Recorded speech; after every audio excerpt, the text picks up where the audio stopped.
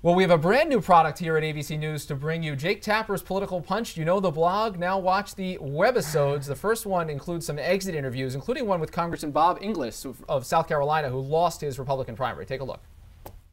You were defeated by a Tea Party candidate. You're very conservative, but you were attacked as insufficiently conservative. Right. Where do you think this is all heading?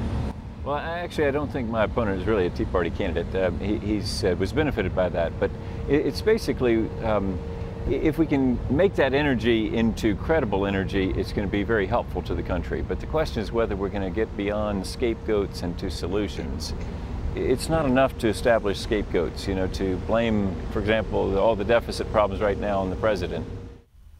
Those questions of Tea Partiers still haunting Republicans to this day. And that is primaries. Jake Tapper's Political Punch, now in video form. And now we're joined by Politico's national political reporter, Shira Toeplitz. Thanks so much for joining us today. Thanks for having me. So everybody's talking about this ad. I am not a witch. I mean, clearly nobody's ever heard of that in a campaign ad before. I think that's a first. Yes. But in terms of why she needed to do this, why this was her first ad of the general election, what is this message she's sending to Delaware voters? Well, look, if you're a Delaware voter, and let's say you didn't, for argument's sake, you didn't vote in the Republican primary a couple weeks ago, think about what you've heard about Christine O'Donnell. You've probably seen a couple clips of her from Bill Maher. You've probably seen the witchcraft clip that she's referring to in this first ad. The things you've heard about her, probably not the kinds of things you think about when you think of a U.S. senator. So this is basically her getting out in front of that, explaining that in kind of her own way. I think the ad is really interesting. I think it's very good.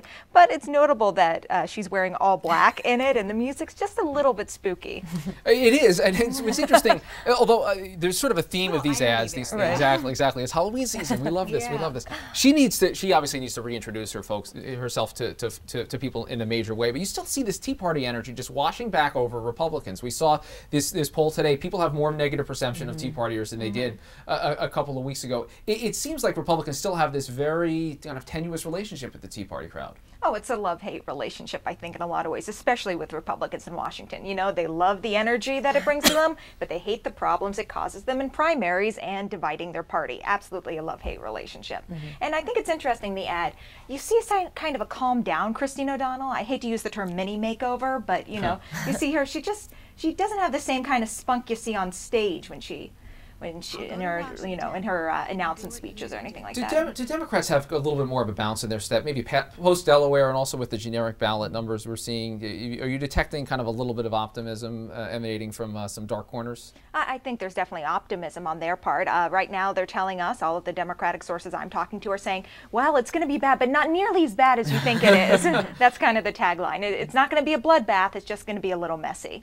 And do you see that even getting any closer then? I mean, we're still 4 weeks away, so maybe does it get even less bad in the next 4 weeks? Or are they trying to be really cautiously optimistic? I think it's to be determined. We don't know. There's still lots of room for so-called October surprises to pop up in a lot of these races. I think Democrats ideally would like to see, you know, them get a little closer, perhaps not have as many stories going out about them losing the House or the Senate, but it's still anyone's game. We have 4 more weeks. And we've seen the president so far in exactly one ad, and it actually targeted the only Republican in Congress who had the fortitude to vote for health care reform. Right. It's really interesting. Do you expect to see more? Is the president going to be out there a little bit more? Obviously, he'll be campaigning, but showing his face in ads. I think in some races, absolutely. By now, though, a lot of these candidates have made the decision whether or not they're going to embrace President Obama or they haven't, or they're not. You know, you look at Ted Strickland in Ohio, or the Democratic gubernatorial nominee in Wisconsin. These guys have made the decision that they're going to embrace the candidate, president rather, and other people have not. Right. You have to make the decision kind of race by race, district by district. He's not going to go anywhere where he can't be helpful, I think it's fair to say. First time appearing with the candidate, Martin O'Malley, this week in months. Yeah, safe ground. Exactly. All right, Shira Toeplitz from Politico, thanks for being here. Really appreciate it. Thanks for having me. That does it for this edition of Top Line. It's twitter.com/Rick Klein, twitter.com/Karen Travers, twitter.com/John Carl. If you want to know the whereabouts of his mug, I still have it,